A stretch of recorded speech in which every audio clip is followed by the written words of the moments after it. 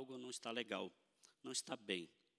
As pessoas, elas podem até provocar um certo riso, só Ele provoca alegria. As pessoas podem até provocar um momento de conforto, mas só Ele vai nos dar plena felicidade. E é nesse nome que eu quero fundamentar a minha fala. Marcos, Evangelho de Jesus, segundo escreveu Marcos, capítulo 5, é um encontro de uma mulher com Jesus, e nesse encontro há algumas lições a serem aprendidas, e eu aprendo com ela, e se eu aprendi, com certeza você também vai aprender, não tenho dúvida disso.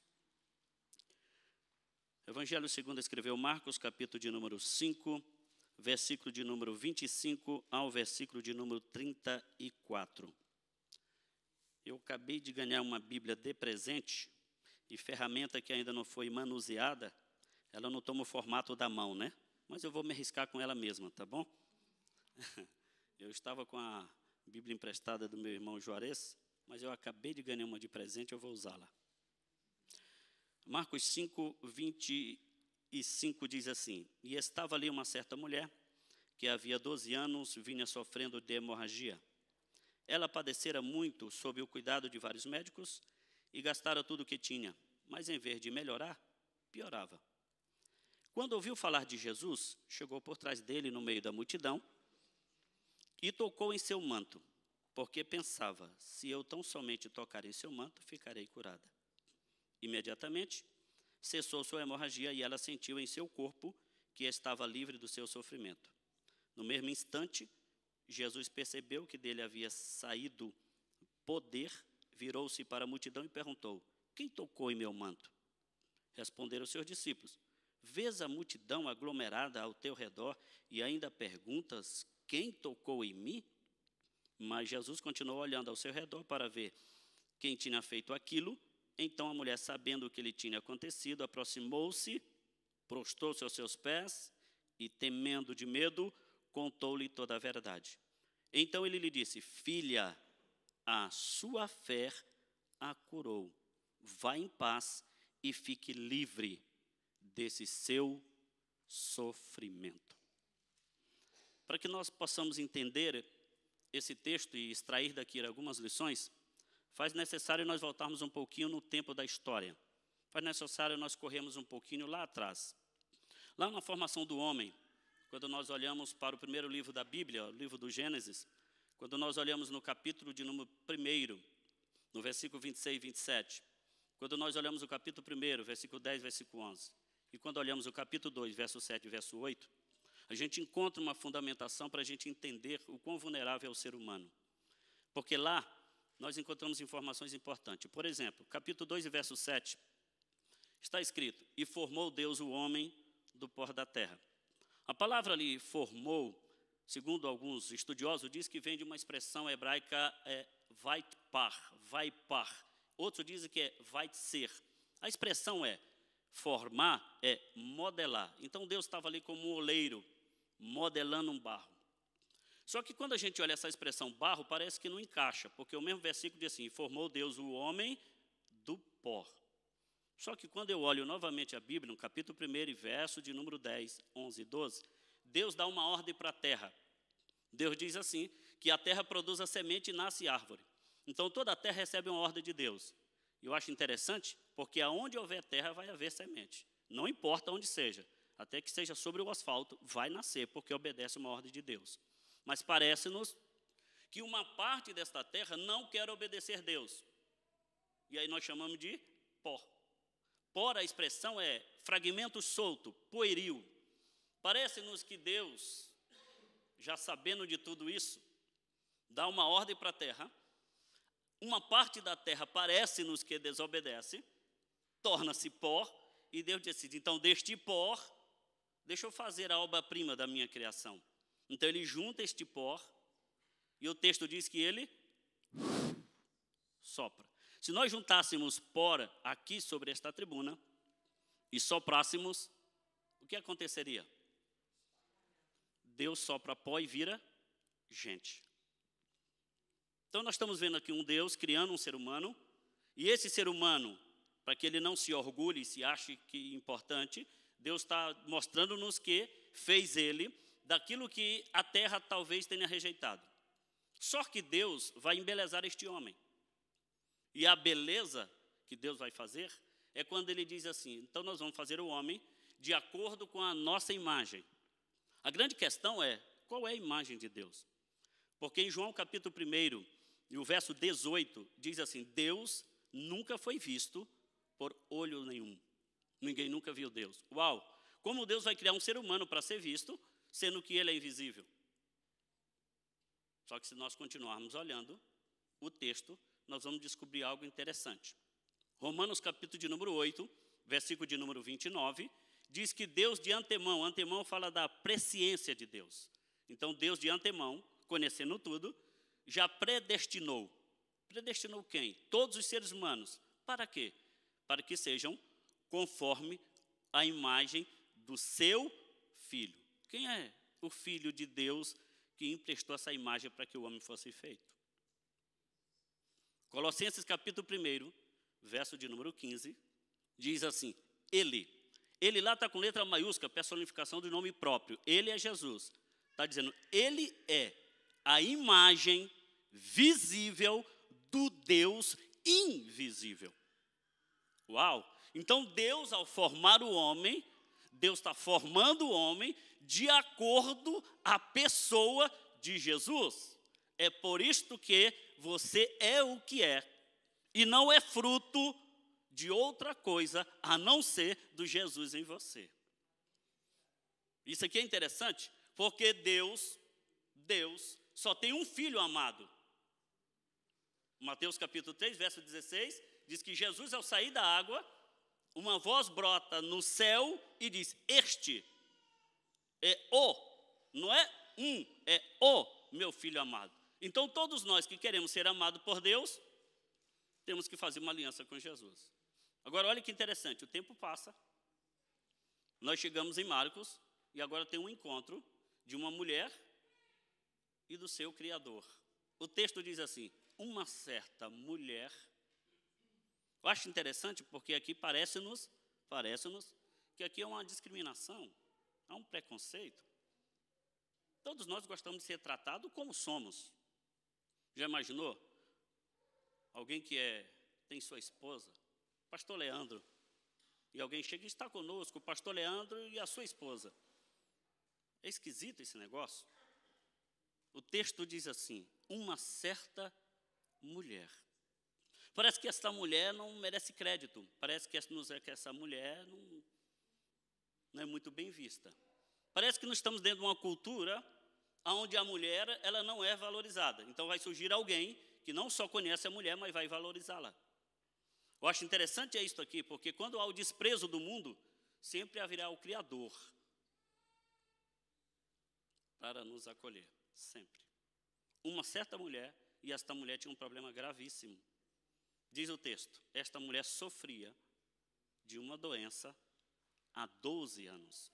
Por que Marcos coloca 12? Porque dentro da cultura judaica, esse número 12 representa a idade adulta religiosa. É o que o judeu chama de bar mitzvah, que é quando a criança chega aos 12 anos e ela é levada à frente aos seus mestres e ela vai responder perguntas e recitar a Torá. Se ele recitar a Torá e responder pergunta, ele é visto como alguém adulto religiosamente. O que Marcos quer informar é que aqui não é uma doença que aconteceu agora, não é uma doença que acabou de acontecer. É algo que já está amadurecido, já tem um tempo percorrido. Esta mulher já está vivendo com isso há muito tempo. E olha que situação difícil esta mulher está vivendo. O texto diz assim, que ela tinha uma doença, que esta doença lhe causava sérias restrições. Levítico capítulo de número 15, diz que ela era proibida do convívio familiar, do convívio social e do convívio religioso. Teve algumas pessoas que, por causa da pandemia, deixou de vir ao templo.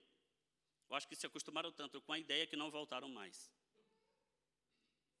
Tem algumas pessoas que até hoje não voltaram mais ao templo, porque surgiu uma notícia de uma certa restrição, mas já foi abolida. Agora você imagine uma pessoa que era obrigada a ficar 12 anos sem um convívio com a família, sem um convívio com a sociedade, sem um convívio com a religião. Imagine como estava a mente desta mulher. Imagine como estava o coração desta mulher. Imagine como esta mulher estava vivendo. O texto vai dizer e vai nos informar coisas aqui poderosas. E com certeza tem tudo a ver conosco. Mas tem tudo a ver. O texto diz assim: esta mulher sofria de uma hemorragia. Um fluxo que era normal mês a mês, ficou contínuo. Então esta mulher ficou debilitada. Além de restrições, talvez esta mulher tenha perdido a beleza. Pálida, frágil. Imagine uma mulher que não poderia encostar em nada. Aonde encostasse, segundo a lei, era impuro. Se ela sentasse no local e ela levantasse, ninguém poderia mais sentar na cadeira. Você imagina esta mulher andando em casa, aonde esta mulher tocasse. Você imaginou? Que tortura mental esta mulher não estava sofrendo? Imagine comigo uma pessoa que estava totalmente restrita do convívio e, além do mais, totalmente isolada. Que situação caótica estava esta mulher. Só que esta mulher tenta resolver as suas questões. Ela procura uma solução. E a solução que ela procura talvez seja as mesmas que nós procuramos. Nós primeiro tentamos, com as nossas forças, resolver os nossos dilemas. Muitíssimo obrigado. Nós procuramos, com todas as nossas forças, resolver os nossos problemas. E talvez os métodos que esta mulher adquiriu para resolver os seus problemas é os mesmos que nós adquirimos. Quem está doente procura? Óbvio. Isso é básico. Quem está doente procura? Médico. Mas olhe para a situação da mulher. A mulher estava com uma enfermidade que lhe tornava impura. Se ela tornasse impura, ela não podia ela não poderia ser Como é que ela visitava o médico? Como que o médico lhe visitava? Ela não pode tocar e não pode ser tocada, porque aonde ela tocar fica impuro. E quem tocar nela também é impuro. Como é que o médico fazia exame nela? Primeira lição que a gente aprende com esta história. Primeira, não mantenha, não alimente um relacionamento com pessoas que não lhe tocam. O que eu acho interessante disto é que o relacionamento com Cristo é um relacionamento de entrosamento. Nós somos tocados constantemente. Ele nos toca constantemente. Haja vista que ontem à noite você foi dormir e só dormiu porque Ele quis que você dormisse.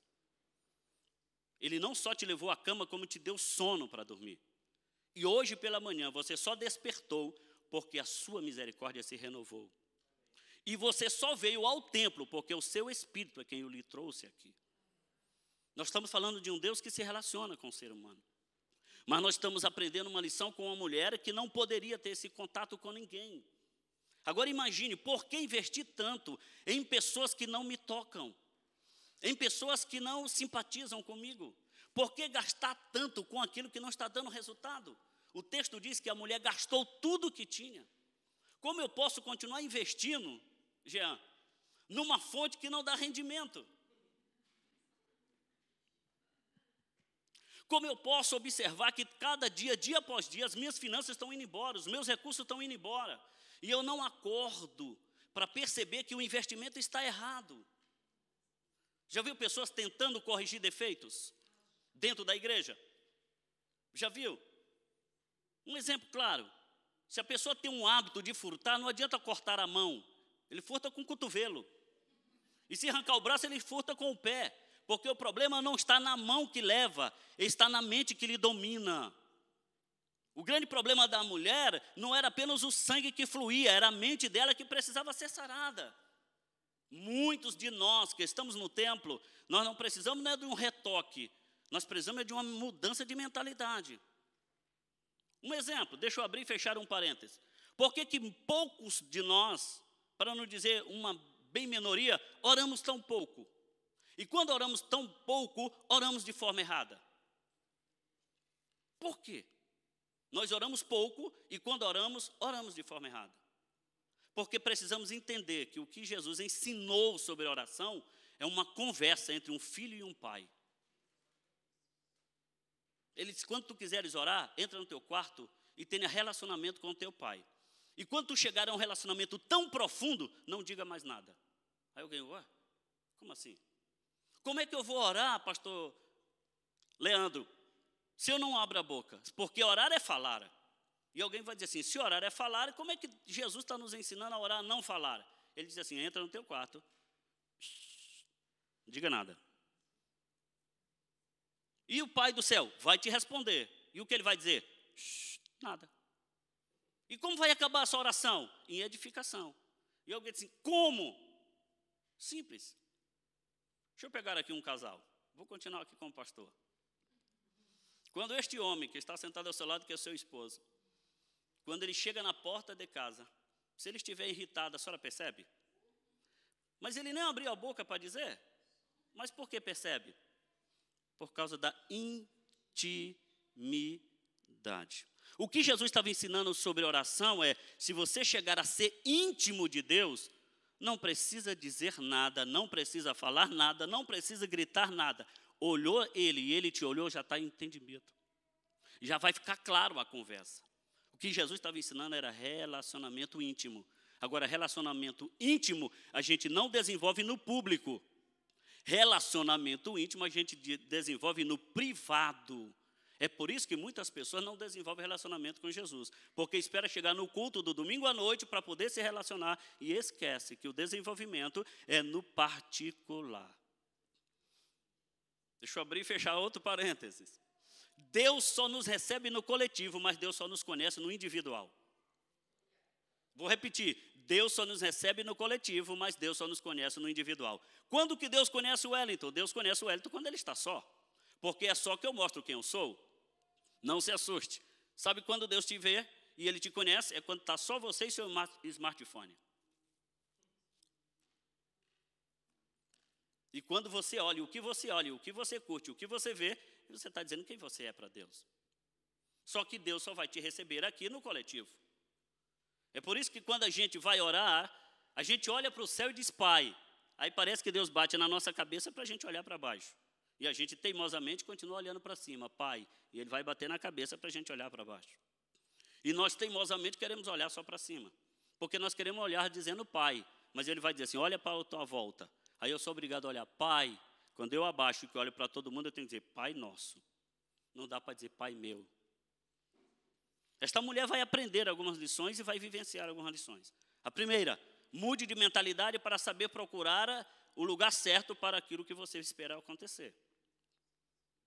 Cuidado quando você insiste com uma coisa que não funciona. Se já insistiu a primeira, a segunda, a terceira, a quarta, não funcionou, o problema está exatamente naquilo que você está investindo. Mude. Segundo, não desperdice toda a sua riqueza naquilo que não te traz melhora. O texto diz que a mulher investiu e a cada dia se tornava pior. Já imaginou? Uma academia que promete me dar músculo. E aí eu estou na academia procurando músculo e o músculo não vem. Mês após mês, estou pagando e o músculo não aparece. Mês após mês. O problema não é na academia, é no método que eu estou usando. Então eu preciso mudar de método. Eu tenho um sobrinho que é um monstro. Ele falou assim para mim, tio, meu braço é mais grosso que a sua perna. Eu olhei para ele e falei, sim, só que eu não vou ingerir a metade do que tu ingere. Porque tu não alcançaria nunca tudo isso se fosse apenas puxando ferro. Alguma coisa tu ingeriu para que desse uma explosão muscular. Então, esse crescimento aí é um crescimento artificial, não tem nada de natural aí. E cuidado para não confundir inchaço com crescimento. Porque dá volume o inchaço, só que não é crescimento. A mulher precisa mudar de mentalidade, como muitos de nós precisamos mudar de mentalidade. Vamos entender um pouquinho mais. Diz o texto que a mulher coloca em sua mente que ela precisa resolver. E o que ela precisa resolver Primeiro, vem através de uma informação. Qual é a informação? O texto diz assim, ela ouviu falar. De quem? Não foi uma saída de um médico especialista em tal área. Não foi de alguém que tem uma habilidade para resolver. Ela ouviu falar de... Se você ouvir de todos os especialistas e não ouvir de Jesus, você não ouviu nada ainda. Você pode ouvir todos os meios de obter o que for, mas se você não ouviu de Jesus, tem alguma coisa errada. A mulher ouviu de Jesus. A palavra ouvir aqui é entender pelo ouvido. Não é apenas ouvir. Ela compreendeu quem era Jesus. Deixa eu te fazer uma pergunta. Você sabe quem ele é? Você sabe quem é Jesus? Se alguém te inquirir e te perguntar, descreva Jesus na sua vida para mim, o que você diria? Se alguém te parar na rua e te perguntar, quem é Jesus em sua vida? Me diga. Talvez você não vai rotulá-lo de uma forma estranha. Talvez você diga assim, Jesus é alguém que quando eu estou doente cura. Então ele é teu médico. Não, Jesus é aquele que acalmou meu coração porque eu precisava namorar, casar e ele arrumou. Então Jesus é teu. Não, é porque eu estava andando a pé e eu precisava de um automóvel. Então Jesus é um dono de agência. Não, é porque eu orei e pedi a Jesus e Jesus me deu uma casa. Peraí, ele é dono de alguma imobiliária? Afinal, quem é Jesus para você? O que você ouve falar de Jesus? Qual é a informação que você tem de Jesus? Não, a informação que eu tenho de Jesus é que se eu for ao templo, eu vou saciar a minha sede por alguma coisa. Calma. Não, a informação que eu tenho de Jesus é que quando eu tenho problemas, eu posso procurá-lo. E ele vai resolver meus problemas. Ei, Jesus não é isso aí. O que você ouve falar dele? Qual é a informação que você tem dele? Agora, o grande detalhe, não é o que você ouve falar de Jesus, é qual a decisão que você toma a partir daquilo que você ouviu. A mulher ouviu falar de Jesus, mas ela tomou uma decisão. Deixa eu te perguntar, qual a decisão que você tomou a respeito dele? Deixa eu mexer um pouquinho no teu interior. Só um pouquinho. É muito ruim nós perdoarmos quem nos ofendeu. Mas você ouviu falar que Jesus ensinou que é para isso? O que você faz com essa informação? É muito ruim estender a mão e ajudar. É muito mais fácil sermos ajudados. Mas você ouviu Jesus ensinando isso. O que você fez com essa informação?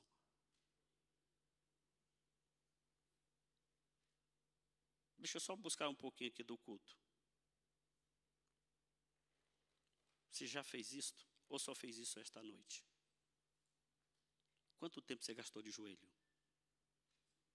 Olhando para a Rússia. Olhando para a Ucrânia. Quanto tempo você gastou de joelho por alguém que neste momento está descendo à sepultura sem ter ouvido o Evangelho?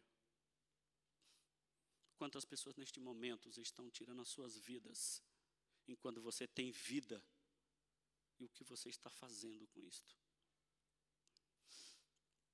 A mulher ouviu falar de Jesus, e a informação que ela ouviu falar de Jesus é que Jesus veio para restaurar uma humanidade caída. É que Jesus era o Salvador do mundo. Era que Jesus poderia dar uma solução, um rumo para a sua vida. E ela foi ao encontro de Jesus. O texto diz que ela propôs no seu coração ir. E quando ela vai ao encontro de Jesus, mesmo com uma fé doentia. Por quê? Porque um dia Jesus conversou com Tomé e disse assim, Tomé, se tu queres tocar em mim, é porque tu ainda não tem a fé ainda saudável. A tua fé está doente. Porque feliz é quem não viu e creu. Você quer tocar para crer. Então Jesus estava dizendo que a fé que requer amuletos, a fé que quer aparatos, a fé que quer toque, é uma fé que ainda não é saudável. Só que a mulher está com uma fé doente, mas ela vai. Porque o grande segredo não está na questão da fé, está onde a fé está depositada. E a mulher depositou a fé em Jesus. E é aqui que está toda a diferença. Porque muitas vezes, se eu chegar aqui e pedir para o pastor Leandro orar por mim, e eu confiar na oração dele, a minha oração não terá efeito. O meu pedido jamais será atendido. O meu clamor jamais será ouvido, porque não é a oração e nem é a fé que eu estou depositando, é aonde eu estou depositando. Você pode estar até me ouvindo neste momento, mas se você estiver esperando ouvir de mim alguma coisa, você está complicado. Você tem que esperar em Jesus ouvir alguma coisa, e Ele, por sua bondade, me usa para falar contigo. Mas a sua foco, você tem que estar filtrado em Jesus. A mulher ouve falar de Jesus, ela caminha até Jesus com uma fé doentia, mas ela vai. Eu não sei se a sua fé te move para caminhar para perto de Jesus. Não sei se a sua fé te move a caminhar perto de Jesus. E deixa eu te falar. Quem anda com Jesus, isso é quase que automático. Ele vai se parecer com Jesus. Quem anda com Jesus acaba recebendo as características dele para o dia a dia da vida. Mesmo que você queira disfarçar que não é, você vai ser identificado como alguém que andou e anda com Jesus. Lembra do caso de Pedro? Não conheço, não sei quem é esse tal homem. Alguém disse assim, ei, tu fala igualzinho ele. Tu tem o jeito dele. Não dá para esconder. Então deixa eu te perguntar. Aqui neste país gelado, que para mim é gelado demais. Eu vim do norte, não é nordeste, é norte, lá de cima do Pará, 37 graus à noite para dormir. Quantas vezes meu irmão me ligava e eu chamava no vídeo, abria e dizia assim, rapaz, que... Falei, meu amigo, aqui é assim mesmo, sem camisa e o sol pingando dentro de casa, calor. Aí eu vim para cá, gelado, para mim está muito gelado. Ele disse assim para mim, rapaz, você sente muito frio. E eu na minha cabeça querendo perguntar para ele, quando tu chegou aqui, tu sentia também não? Tu não sente agora. Depois de tantos anos tu não sente, mas tu sentia. Então deixa eu te perguntar, andando por essas ruas frias de Londres, aqui na Inglaterra, você transmite o calor de Jesus? Andando neste lugar onde todo mundo se agasalha, quase que esconde tudo, fica só os olhos de fora, você consegue transmitir a imagem de Jesus? Você andando com Jesus, alguém que te olha vai ver traço de Jesus em você? Consegue observar Jesus em sua vida, no teu dia a dia? Nos contornos da vida, nos tratamentos com as pessoas, nos relacionamentos com as pessoas? É possível ver Jesus em você? Alguém vai enxergar Jesus? Foi possível Deus nos enxergar em Jesus no culto hoje à noite? A mulher vai a ele, toca nele. Quando toca nele, diz assim, alguém me tocou, os discípulos dizem assim, espera aí, tem alguma coisa errada contigo. Aonde o senhor vai, a multidão lhe acompanha. Tem muita gente indo e vindo, indo e vindo. Esses empurrões para lá e para cá, o senhor está dizendo que alguém lhe tocou? Aí Jesus para e diz assim, espera aí. O que acontece é que não foi um toque casual. Não foi assim um involuntário. Teve alguém intencional que me tocou. Então deixa eu te perguntar, você tem intenção e teve a intenção de tocar em Jesus hoje? Ou veio por vir? Como é que você veio? Quais foram as intenções do teu coração? Eu vou hoje tocar nele. Eu preciso tocar nele. O pastor Leandro disse que nós sentamos para tomar um café, mas foi assim, coisa de minutos. Choramos. Talvez se alguém passasse, mais 3 homens. Que coisa, rapaz. A gente já viu de 2, assim, mas 3 assim, na praça pública. E eles têm jeito de crente e tal. Estão sentados, um olhando para o outro, a lágrima correndo. O que acontece aí com esses 3? Sabe qual era o assunto da mesa? Ele. Então, quando a gente fala dele, o coração aperta. E mesmo que seja macho, o canal lacrimal abre, delata, e aquele líquido opaco que nós chamamos de lágrima, corre, não tem jeito. A mulher toca em Jesus, Jesus diz, opa, tem alguém me tocando, porque eu percebi que há um propósito em alguém me tocar. Ele pergunta, ninguém se manifesta, de repente a mulher aparece no cenário. Aí o texto de Marcos diz assim: a mulher, tremendo, temendo, prostra-se. Aqui tem tudo a ver com adoração, né? Ela treme, teme e se prostra. Então tem a ver com adoração. A palavra adoração, só para ajudar, talvez lembrar o que você já sabe. A palavra adoração, ela vem de uma origem grega chamada proskeneon. Essa expressão proskeneon significa lamber a mão. Olha que absurdo. A gente pensa assim, né, muito vagamente sobre algumas coisas. Então, adoração vem de uma expressão grega, proskeneon, que significa lamber a mão. Os gregos começaram a dizer que o único animal doméstico que não sabe demonstrar amor, a não ser desta forma, é aquele animalzinho que muita gente tem em casa, o cão. E diz que o cão, quando está em casa e ele quer demonstrar amor ao dono, ele lambe a mão do dono. Aquilo é uma demonstração de amor. Daí veio a expressão para a adoração. A adoração é demonstrar amor, derramar amor. Então a mulher treme, teme, mas a mulher se prostra aos pés de Jesus, como um ato de adoração. Só que no ato de adoração, o texto aí vai dizer, é só você olhar, que diz assim: quando ela treme, teme, prostra-se, o texto diz assim, ela fala toda a verdade. Porque não dá para fingir diante de Jesus. A gente não consegue ser ator, a gente não consegue ser atriz. Não dá para a gente vestir assim uma roupa que não é nossa. Com Jesus não dá, não tem jeito. Com Jesus nós temos que ser nós mesmos. Aí o texto diz que a mulher escancara o coração e fala toda a verdade. A verdade, aí o texto, a verdade é sinceridade de mente. Não dava para fingir. Ela escancara o coração. 6 dias atrás, numa conversa, eu até mencionei isso. Eu falei, dá para a gente fingir quando a gente está triste, entra no templo e canta? Dá.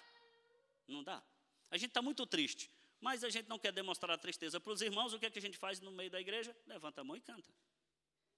Quando a Bíblia diz assim, se tu está triste, ora. Agora, se tu está alegre, canta. O inverso também acontece? Sim, claro que acontece. Tem muita gente triste cantando e tem muita gente alegre que deixou de cantar. Acontece. O que não pode acontecer é eu tentar pensar que Deus não me conhece. Aí não tem jeito. Eis a razão porque o apóstolo Paulo, em Romanos capítulo 12, verso 1, ele diz assim: rogo-vos, pois, irmãos, pela compaixão de Deus, que apresenteis os vossos corpos em sacrifício vivo, santo e agradável a Deus. E ele diz assim, porque isto aqui é um culto espiritual ou um culto racional. Então, o verdadeiro culto é aquele que eu vivo na vida, no dia a dia. Por isso que a mulher teria que falar toda a... Aqui era um culto que ela estava fazendo aos pés de Jesus. E no culto não pode ter fingimento nem mentira. Não responda. Você está totalmente alegre em Jesus? Segundo, Jesus é realmente toda a sua suficiência? Você não precisa de mais nada, só Jesus e ponto? Ou tem alguma coisa a mais que a gente precisa adicionar pós-Jesus? A mulher treme, teme, prostra-se e fala toda a verdade. Quando ela fala toda a verdade, ela consegue arrancar de Jesus o que ela buscava. Então aqui fica outro ensinamento para nós. Nós só conseguimos obter de Jesus o que buscamos quando a verdade estiver em nós por meio da adoração. De outra forma, nós jamais vamos conseguir mexer no coração de Jesus. Não adianta eu me vestir bem, não vai mexer com ele. Não adianta eu dominar o vernáculo da minha pátria, falar bonito, não vai resolver a questão. Não adianta eu ter bom perfume, não vai resolver nada. Só existe uma maneira de mexer com Jesus. Quando houver verdade e amor derramado. Quando eu conseguir derramar o meu amor em verdade, não tem jeito. O salmista um dia disse assim, o que eu posso dar ao Senhor?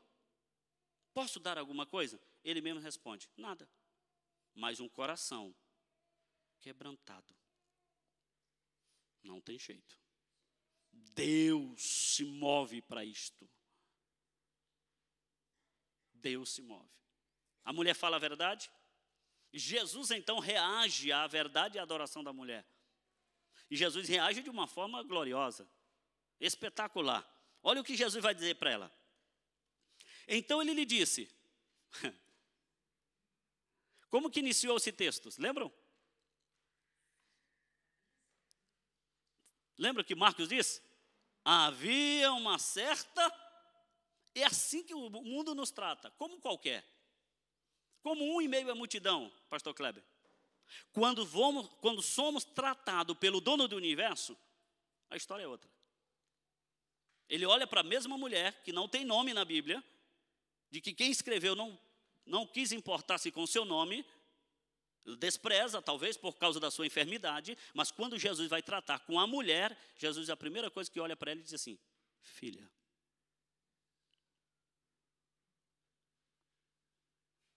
Filha. Isso aqui é demais até para mim. E se tem uma coisa que me deixa satisfeito, é eu reconhecer que um dia Ele me constituiu seu filho. Eu sou órfão de pai na terra, mas eu não sou órfão espiritualmente. Eu acho isso aqui tão fascinante, mas tão fascinante, que isso aqui é a minha empolgação de eu andar, viver, reagir aos infortúnios, superar toda e qualquer situação que me venha adversa. Porque quando eu me deparar diante das situações adversas, as maiores que tiverem diante de mim, eu ainda vou continuar olhando, dizendo assim, o meu Pai é dono do universo e é o Todo-Poderoso que tem o controle do universo na sua mão.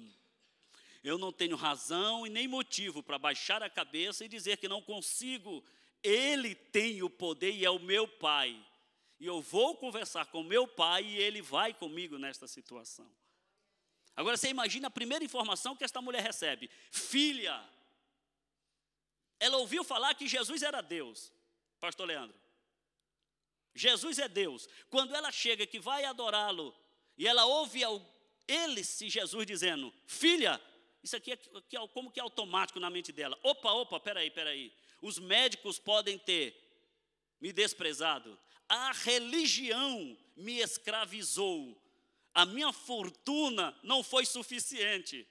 O mundo me tratou como a qualquer. Mas hoje eu descobri que Deus é o meu Pai. Você imagina isso? Você consegue pensar nisso? Deus é o meu Pai. O dono do universo é o meu Pai. O texto diz assim para a gente fechar. Olha só. Filha, a tua fé. Ela, uau. Eu pensei que essa crença que eu tinha, essa confiança, não era suficiente. Mas se ela estiver depositada no lugar certo, Deus nem quer nem saber que tamanho é a tua fé. Ela pode ser minúscula, como disse ele mesmo, do tamanho de um grão de mostarda. Se for depositada em Jesus, vai ter sucesso. Não tem jeito. Só que o que ela ouve mais? Ela ouve Jesus dizer assim, a tua fé fez o que com ela? Vamos, para poder fechar. A sua fé algumas expressões dizem assim, a tua fé te curou. Só que se você olhar a Bíblia Septuaginta, a Bíblia grega vai estar sozo. E a expressão é te salvou. Salvar aqui é tirar do perigo e caminhá-la em segurança. Olha só. Então Jesus está dizendo para ela, eu te tiro do perigo e te encaminho na vida em total segurança. A mulher, meu Deus. Uau. Então eu saindo daqui, eu não preciso buscar o médico para saber uma contraprova se eu fui curada. Não. Vai em segurança, filha. Eu já te tirei do perigo e segue a vida. Mas eu vou seguir como? Em segurança. Quando a mulher está saindo, Jesus disse, peraí, a cereja ainda não saiu. Eu só te dei o bolo, você já está fazendo festa? A mulher olha para trás, parece que eu estou vendo a mulher olhando para trás. Aí Jesus disse, filha, vai em paz. A expressão em paz é eirenes. Significa igualdade e harmonia com as partes. A harmonia entre as partes, a mulher está dizendo, olha o que Jesus está dizendo para ela, filha, eu te tiro do perigo, eu te encaminho em segurança, agora siga em paz. Seguir em paz é harmonia em partes, é dizer o seguinte, não fique com raiva daqueles que não te curaram. Não fique chateada, porque você investiu no lugar errado. Tenha paz com ele, mas acima de tudo, a partir de agora você tem uma harmonia com quem acabou de te curar. Agora ele concorda contigo e a partir de hoje você também vai concordar com ele e vai ter agora um relacionamento. Então vale a pena a gente sair ao encontro de Jesus, porque a gente traz todos os nossos problemas e voltamos para casa totalmente satisfeito. Que Deus nos abençoe em Cristo Jesus.